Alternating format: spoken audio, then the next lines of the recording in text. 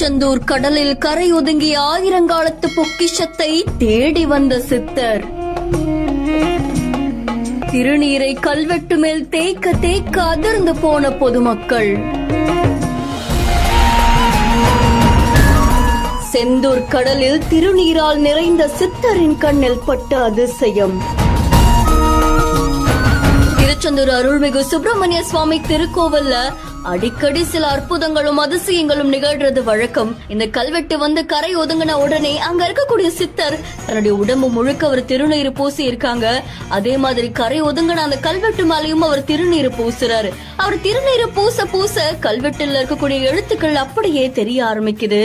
Doctor Sreevarma ஆயுள் தரும் ஆயுர்வேதா, அறுவை சிகிச்சை இல்லா குணம், ஆயுள் கால நிவாரணம்.